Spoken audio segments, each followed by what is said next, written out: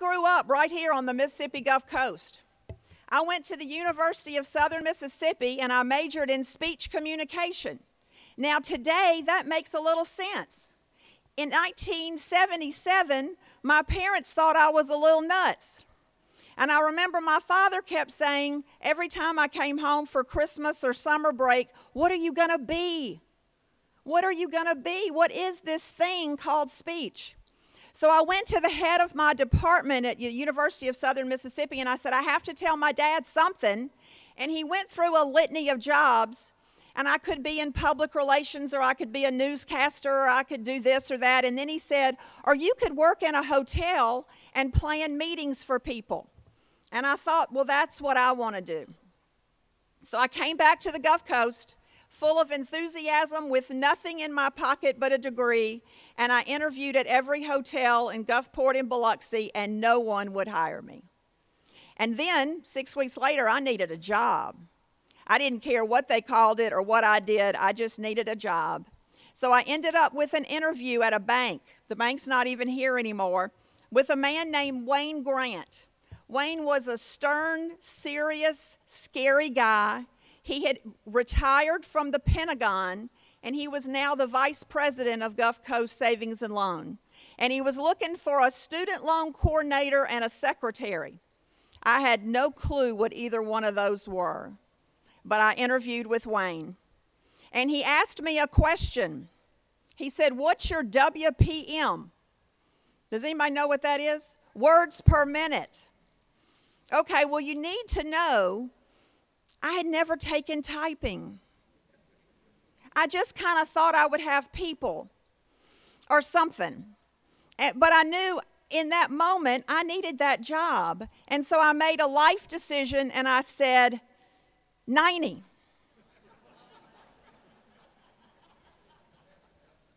I didn't know if 90 was good or bad. It just seemed like a round number. And you know, my life goal is to underpromise and overdeliver. I sort of realized I had shot my wad on this one because Wayne got kind of excited. And so he hired me. I won't go through the grisly, horrible details, but 3 weeks later, he called me into his office. And he said, this is not working. And I said, I know. I'm so sorry. And I waited for the words that I knew were coming. What? You're fired. And that's not what he did. He said, I found a class. I'm going to pay $90 if you will get your butt to that class every Tuesday night from 6 to 9. I want all of us to be Wayne Grant to somebody, because he gave me a skill that I would need for the rest of my life, and he should have fired me, and he didn't. I went to class every Tuesday night, and he saw something in this kid that had not a lot going for her except a little bit of personality and some spunk. And you know, what I take from that story is what a positive influence he was to me. Now, what you can take from that story about me is that I'm either a liar or a risk taker. What are y'all thinking? Risk taker, me too.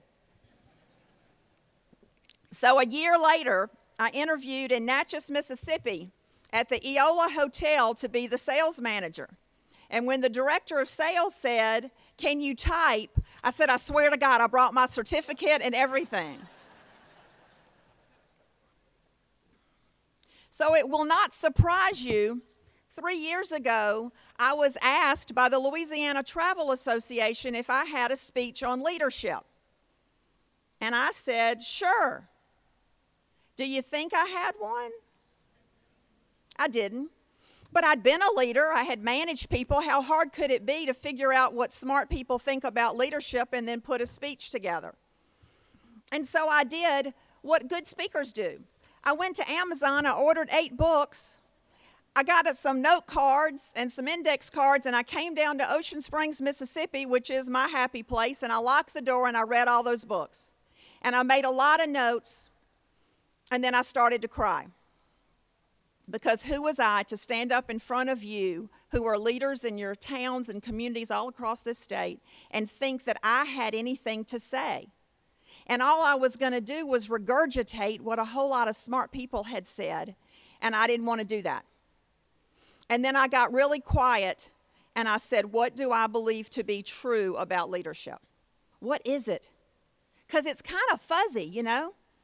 Good leaders don't look the same. They don't all have the same types of personality. And so it was hard for me to come up with what I really believe to be true. And what I remembered is when I was in my early 40s, I managed 100 people.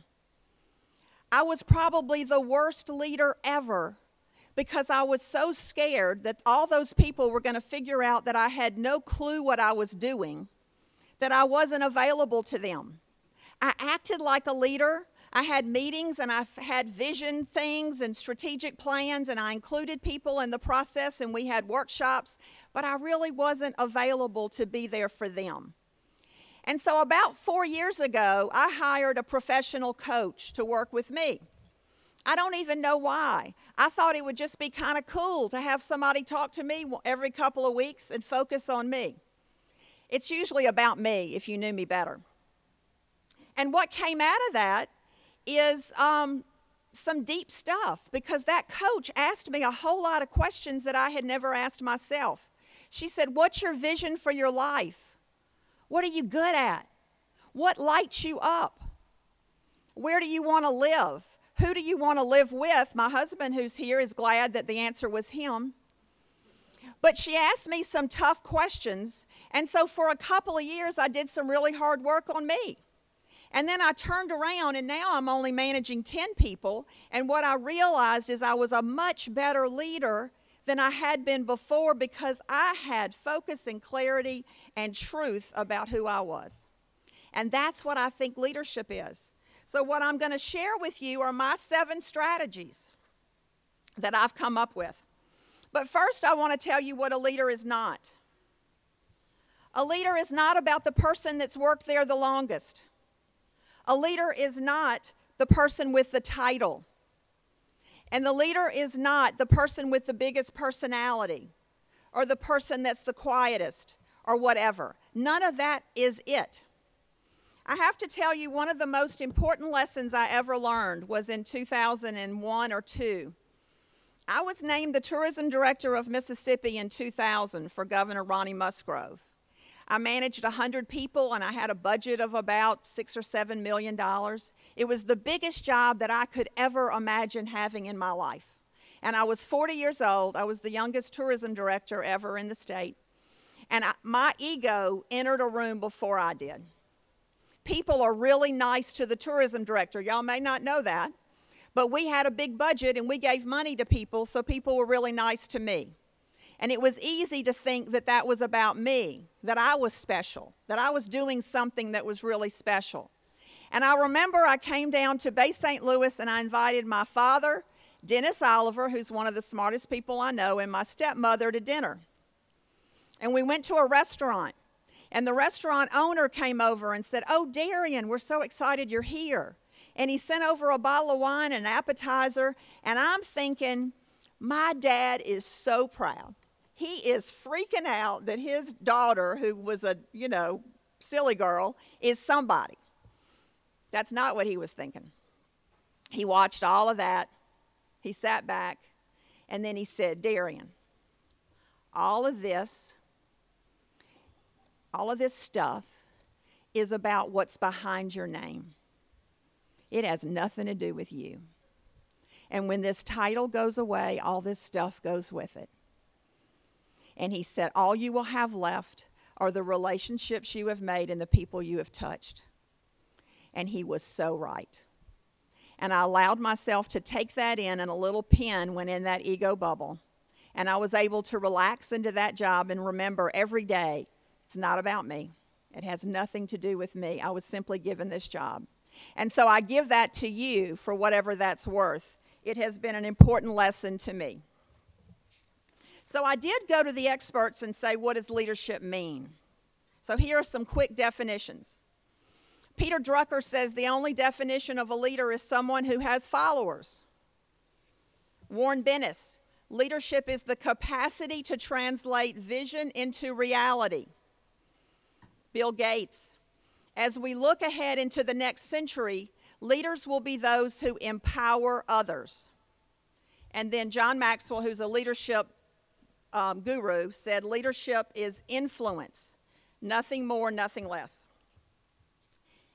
And I liked all of those, but then I found another one that I really liked a little bit better.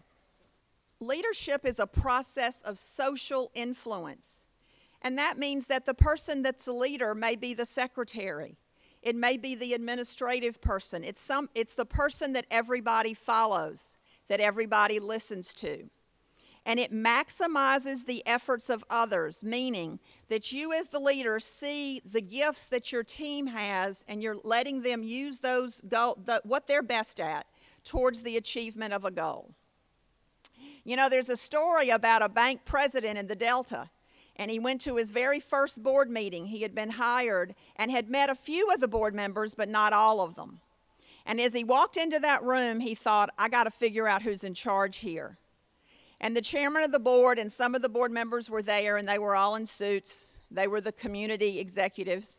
And then walked in a farmer and sat in the back of the room and didn't say a lot. But within about an hour of that meeting, he realized that when the farmer spoke, he was quiet and thoughtful and reserved, but he made sense. And that was who the leader of the room was, because they voted the way the farmer said. So the 7 strategies. You know, my intention today, first of all, my number one intention is to finish on time because you got lunch next. So to be a good speaker, I got to get you out of here when I'm supposed to. Second, though, is I don't expect anybody in this room to go home and try all 7 of these things that I've tried, because you'll forget them and you won't do them. What I hope is that one of these resonates and you say, oh yeah, I remember I used to do that. I could do that better. So that's what I hope you get from these. The first strategy is to be intentional.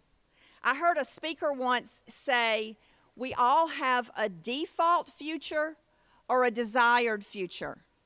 Default means it's going to happen, whether we plan it or not. So we major in something because our mother said we're good at that. And then we go to that school because it's this far away from our home and we feel good about that. We graduate and somebody offers us a job.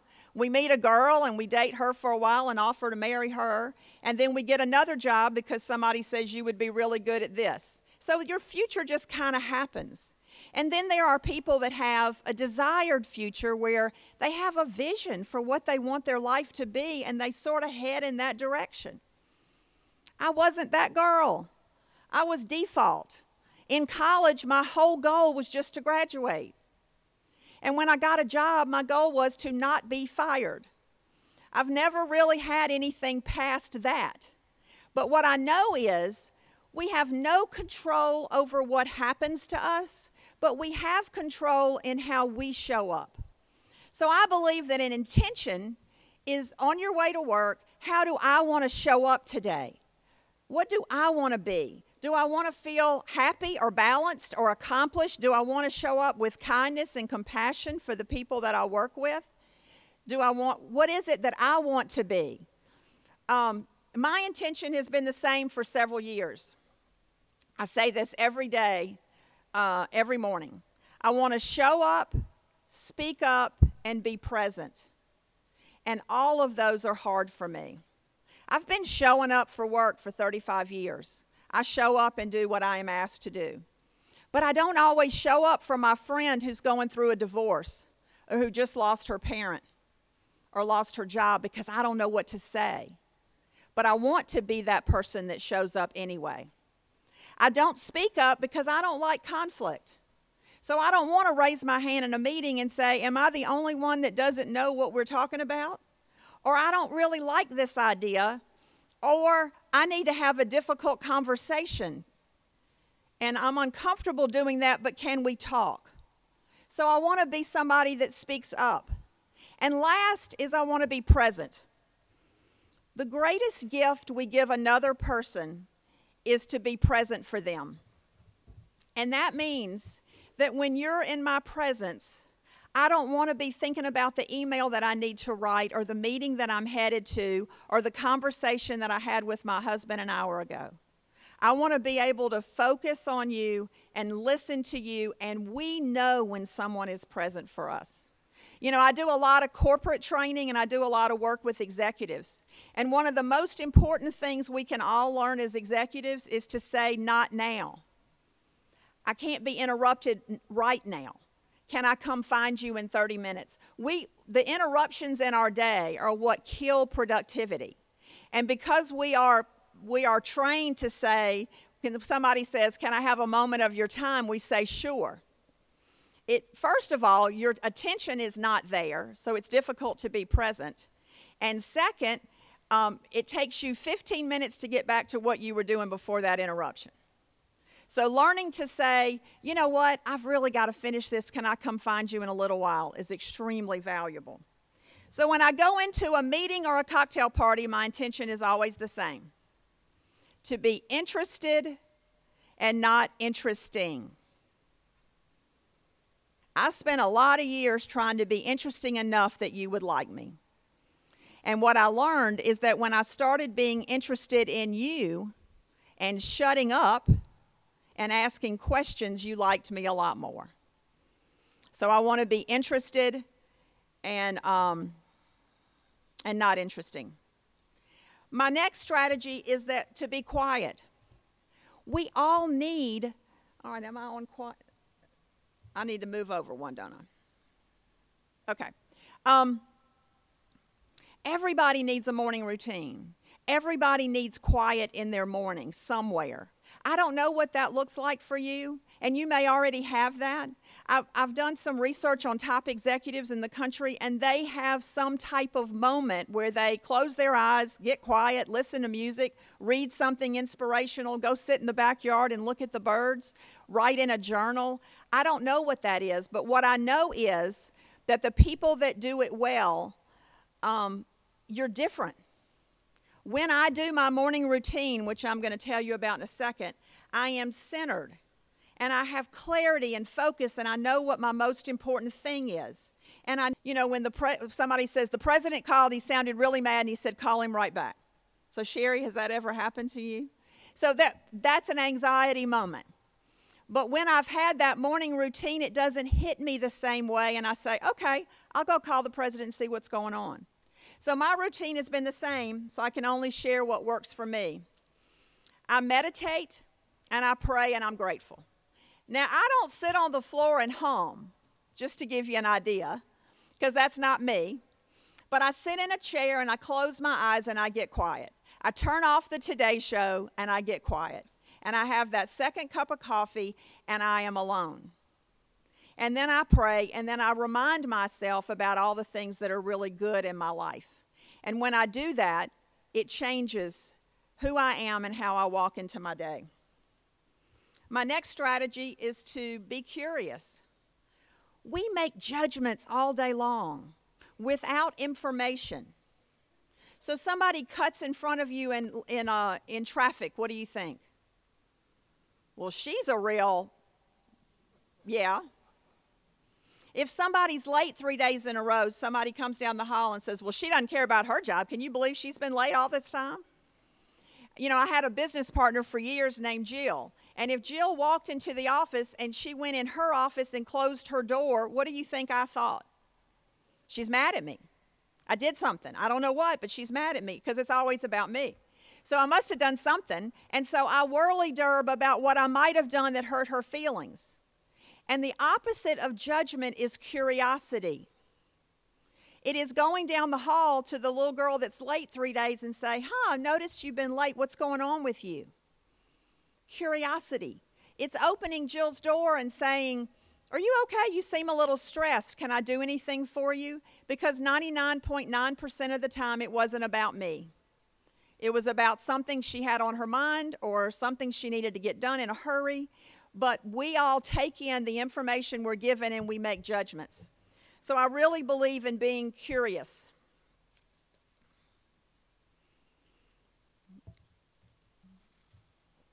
I think I skipped one.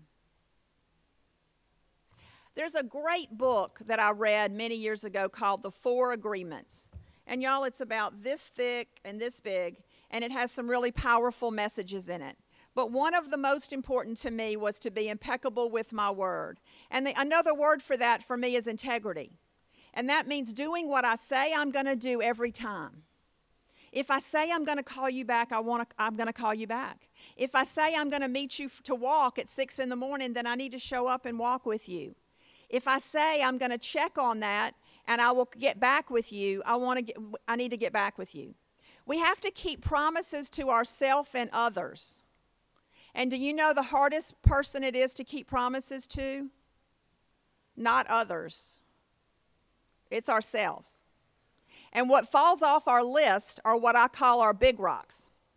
So I do a yoga class on Monday morning. It's kind of a gift that I give myself. I enjoy that time and I enjoy the exercise. But yet, if a client calls and says, can you meet Monday morning at 9 o'clock, what do you think I say? Sure. And I mark my yoga class off. So I'm not good at always keeping promises to myself. But that's what a person with integrity does, and that's what a leader does. I also am very aware of the words we use. When we say, I have to go to church, I have to exercise tomorrow, I have to call my sister, then I am saying that I'm a victim and I have no choice. And when I say, I want to call my sister because I haven't talked to her in 2 or 3 weeks, I want to go to church because I feel filled up, I love to go to yoga, it lands differently in your body. So when we say, I should, I have to, I can't do that, we're taking our choice out of the equation. I say, be careful of the words that you choose.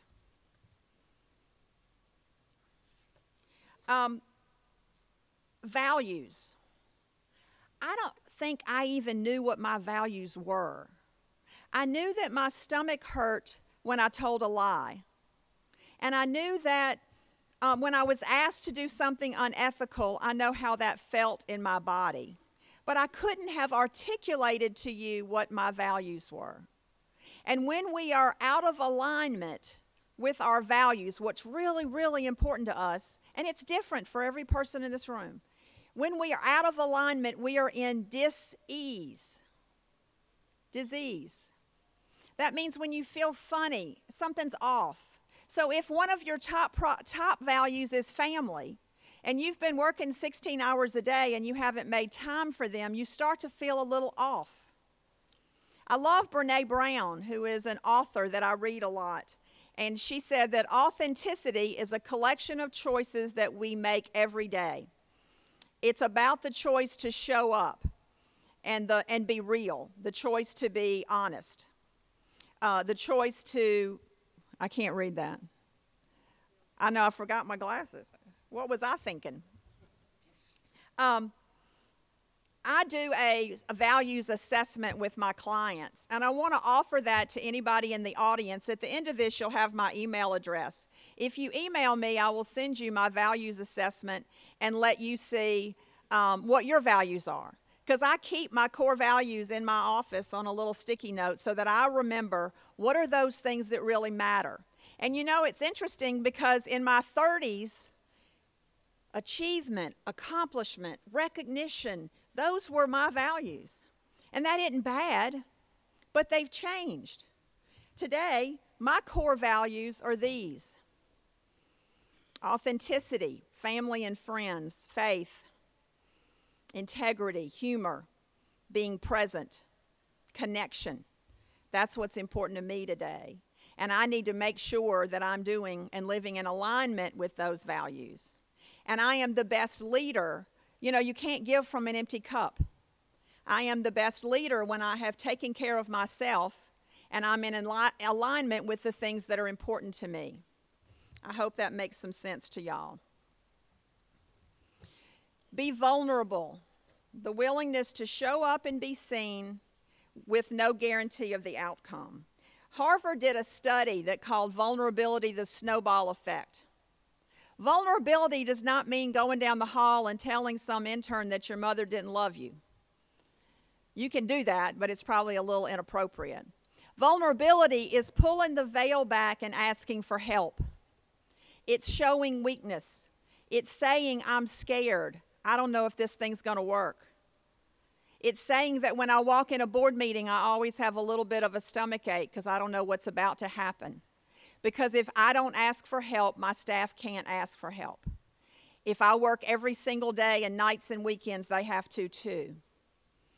If I don't let them know that I'm scared and anxious and a little uncomfortable at times, then they can't let me know how they're feeling. So it's called the snowball effect. All right, I saved the best one for last, and what I believe to be most important, and that is living out loud. Living out loud to me is doing things that scare you. And I don't think as an individual or an organization, if our stomach doesn't hurt sometimes, I don't think we're living our best life or doing the best for our organizations that we represent. You have to do things that scare you. You know, I don't regret the things that I tried and I wasn't good at. I regret the things that I never tried because I was too scared I would not be good at them. I am shy by nature. I am also insecure. I have a little voice in me that says I'm not quite good enough. Now, in my 20s, that voice screamed at me. In my 50s, it's a little bit of a whisper. But I have a voice that says, who do you think you are to be in front of all these really amazing people? So I didn't live out loud a lot, but I lived out loud in moments. And those moments changed my life.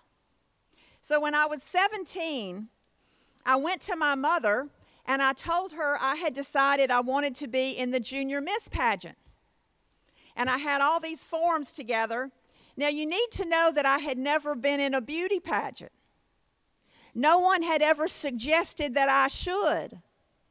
You can laugh. No one had ever suggested that was a good idea.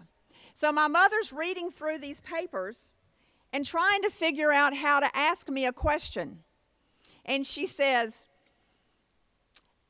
don't those girls have talent? And I said, yeah. So she got quiet some more, and she's reading the papers, and she looks up and says, what is yours? I mean, I didn't play the piano, and I didn't sing, and so I can imagine that that was a little out there. So I told her that I was going to do a comedy routine. I don't think she felt better. But she let me be in the Junior Miss pageant. My parents wore sunglasses and sat on the back row. Now, the best part of this story would be if I told you that I won Junior Miss, right? I didn't win. I was Miss Congeniality, but I didn't win. But it wasn't about winning. It was about showing up and doing something that scared me. So another moment for me was in 2000. I was running an association management company and very happy in my little world. And a friend of mine, another smart person, Webster Franklin from Tunica, Mississippi, called me and he said, close your door. We need to talk. And he said, we have a new governor and he's going to pick the tourism director. And we as an industry just sit back and wait for him to decide who he wants. We need to be proactive and get behind somebody. We need to tell the governor who we want. And I said, well, damn, Webster, that's really smart. And I said, who are we going to get behind? And he said, you. And so I started rambling about all the reasons that I wasn't qualified to have that job. I said, I've never managed that many people. I've never managed a budget like that. I mean, I don't think I'm qualified. I'm too young. I don't think I could do the job. And I said, a lot of people don't like the tourism director. I mean, if they promote the coast and they're not promoting Tupelo or they don't say Hattiesburg's name enough, people get mad. And Webster said, what rock do you live under? People don't like you now. And when I've told the story, I have given Webster Franklin credit for getting me that job. He didn't get me the job. He opened my mind up that it was a place that I could go. I have about 5 minutes. He said he made me think it was possible. I made an appointment with Jay Moon, who was then Deputy Director of MDA. And I went in to see Jay Moon and I said, Jay, I have somebody in mind to be your tourism director. And he said, great, Darienne, we always like suggestions and, that would be wonderful. Who is it? And I said, me, pick me. I didn't have a second line, y'all. There was silence. Jay looked at me, I looked at him, I had a resume, and I told him some reasons that I thought I would be good, and I ran out of the room. I called Webster, and I said, I blew it. I blew it. That was horrible. And 3 weeks later, I had a call from the governor's office and the head of MDA that said that they wanted to meet me personally, and I was given that job. That living out loud moment changed the trajectory of my career dramatically. And it's all because I had the guts to make an appointment with somebody that scared me and say, pick me. So my 7 strategies are to be intentional, to be quiet, to be curious, be impeccable with your word, authentic, vulnerable, and to live out loud. I always believed when I was younger that there was this ladder of success, and when we climbed it and we got to the top, we would have landed at the success party. And you and I would all be there, and there would be great red wine, a band playing, and we all would be very thin and pretty. What I have learned is there is no moment when we are successful. We're all going up and down that ladder all the time. And it's our responsibility as leaders to help people who are coming up the ladder and to help people that might be coming down a rung or two, because it will be us one day that need to make a phone call and say, hey, can you help me? Do you know anything? I hope these 7 strategies resonated with you. I hope one of them might help you be a better leader. What I know for sure is that when I am better as a person, I am better for the people that I manage. I want to thank you for your time. I want to show you that's my email address, dmobley@darienneinc.com. I'm also giving away 10 free coaching sessions to anybody that has any interest in learning more about what that is. If you email me, say you're interested in coaching or in the values assessment, I'm happy to provide those back. It has been an honor to be your keynote speaker today. Thank you.